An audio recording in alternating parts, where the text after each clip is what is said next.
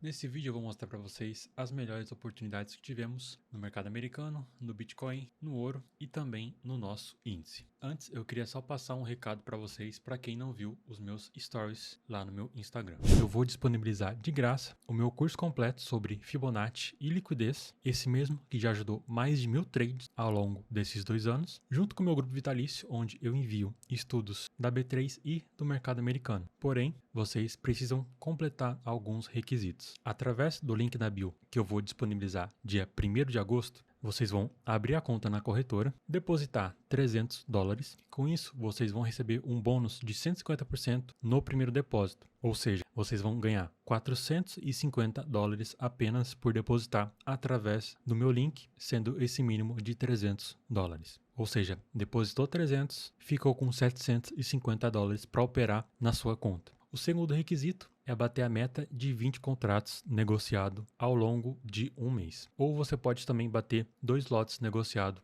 no ouro. Batendo essas duas metas, eu envio todo o meu conteúdo para vocês de uma forma completamente gratuita. Esses $300 que você vai depositar pode parecer um custo, mas na verdade é um dinheiro seu que você pode sacar a qualquer momento, sem nenhum tipo de bloqueio. Diferente de um curso que você compra e tem que pagar para obter ele. Aqui você deposita e pode sacar a qualquer momento. Então, dia 1º, basta acessar minha bio e a plataforma é completamente de graça, sem nenhum custo a mais. Depositou 300, operou 20 lotes, recebeu o meu curso completamente de graça com o meu grupo vitalício, com todas as regiões que eu compartilho diariamente nos meus stories. E dia 1º eu vou ensinar tudo sobre depósito, retirada, como operar a plataforma, explicando todas as dúvidas que vocês tiverem. Então aqui no ouro foi onde eu fiz o meu trade. No dia de hoje eu não tinha feito nenhuma operação ainda e no ouro pintou uma ótima oportunidade para mim. O ideal seria eu fazer a minha compra aqui, mas como ele ainda ficou nessa região de preço e ainda estava numa tendência de alta, eu executei a minha compra aqui, que foi quando eu abri o mercado. Meu stop ficou um pouquinho abaixo e ele chegou a andar até aqui. Não era o meu alvo ideal, mas ele chegou nos 50% dessa movimentação de baixo. O certo seria eu marcar a Fibo desse topo e aí sim esperar sair nesse 50 ou no 61. Como já estava no período da tarde, eu preferi sair e não ficar posicionado no mercado um pouco menos volátil. Mas qual foi o racional dessa minha entrada? Bom, primeiramente, eu sempre vou marcar a retração Fibonacci, como quem me acompanha sabe, e esperar o ponto de liquidez. Vou compartilhar com vocês primeiro a análise para mercado que eu fiz, mesmo o mercado não respeitando essas regiões. Nem sempre eu vou acertar todos os movimentos, mas a gente tem que saber pelo menos filtrar eles. Então aqui o mercado ele chega muito forte, uma volatilidade de venda, uma força vendedora forte. Aqui não demonstra nenhum tipo de força compradora e retoma a tendência de baixa. Essa alta, apesar de ter um pivô de alta, ele não tinha um ponto de liquidez importante. A liquidez estava aqui nesse fundo, onde faltou muito pouco para pegar. E se chegou perto e sobe, não pega liquidez e infelizmente a gente fica de fora. Marcando do fundo ao topo, ele vai na retração Fibonacci. Tínhamos liquidez nesse topo e nesses fundos. Ele não chegou a capturar tanto essa liquidez. Às vezes tem liquidez um pouco antes, mas é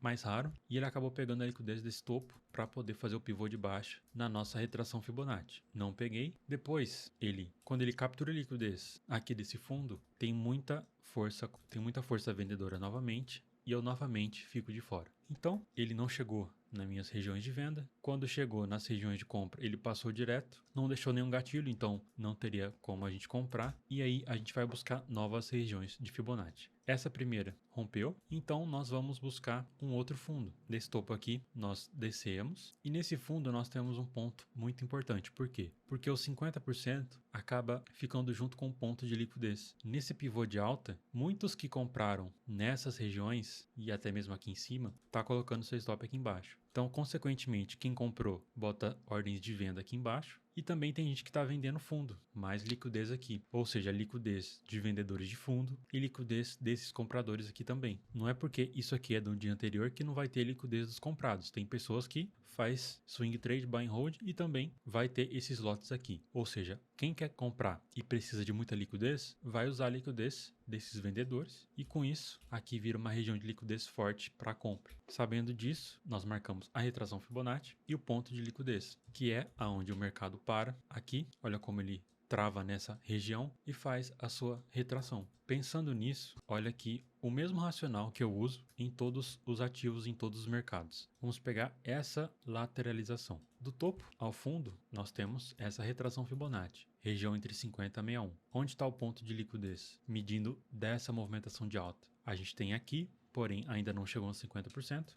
Próximo fundo, nós temos aqui. Então, marcamos a liquidez. E aonde o mercado vai? 61,8%. Liquidez fez um movimento muito parecido. E nessa movimentação de baixa, os pontos de liquidez estão aqui, acima desses topos e acima desse topo. Aqui ele segura, reverte um pouco e depois ele vai lá no topo também, indo de uma liquidez a outra. Marcamos do topo ao fundo, segurou no 50%. Pegou liquidez e retraiu. Aqui eu não fiz nenhuma entrada e aqui em Nasdaq também o mesmo racional. Marcou do topo ao fundo dessa movimentação de alta. Agora a gente procura a liquidez dessa movimentação. Nós temos nesse fundo e nós temos aqui. Ó, fundo marcando a partir do ponto de 50%. Nós temos esse fundo, esse fundo, esse fundo e esse fundo. Agora uma dica importante. O fundo mais isolado é o fundo que tem mais liquidez, que seria esse último aqui. Então, esse é o que tem mais liquidez, em primeiro lugar. O segundo que tem mais liquidez é o primeiro. Então, o último é o que tem mais liquidez e o primeiro. Ou ele vai segurar nesse segundo ponto, ou ele vai segurar no primeiro ponto, que é o segundo lugar que tem mais liquidez, ou ele vai segurar no último, se for segurar. Então, ele vai no último, depois de chegar no 61,8% e vai em busca de uma nova região de liquidez que está em topos e fundos isolados. Então, ele foi lá, depois do ponto de liquidez com FIBO, e retraiu no 61,8%. Depois continuou. Aqui também eu não consegui pegar nenhuma operação. Essa aqui era a minha análise para mercado. Ele segurou nesse ponto depois. Eu não estava olhando, mas foi de tarde. E aqui eu fiz uma compra quando ele retraiu nessa região de Fibonacci. Ele até que andou bastante. Foi até o 61,8%. Entrei mais ou menos aqui, se eu não me engano. Não zerei meu trade. Quando ele chegou lá na liquidez com 61, foi um erro meu, era uma zona muito importante de liquidez e ele acabou me tirando, depois eu não fiquei mais olhando Nasdaq. E aqui na B3, essa aqui foi a minha análise para mercado, vou até colocar ao vivo aqui para vocês, mandei às 8h15, adicionamos no grupo e aqui está. Essa primeira região não deixou gatilho de compra. Qual foi o racional? Essa movimentação de alta, medimos do topo ao fundo, ele retrai até o 61,8% e pega a liquidez do fundo. O mercado não reagiu positivamente e rompeu a região. Não tem problema, excluímos. Agora lembra daquilo que eu falei para vocês. Região de Fibonacci, onde está a liquidez? No primeiro fundo e no segundo fundo.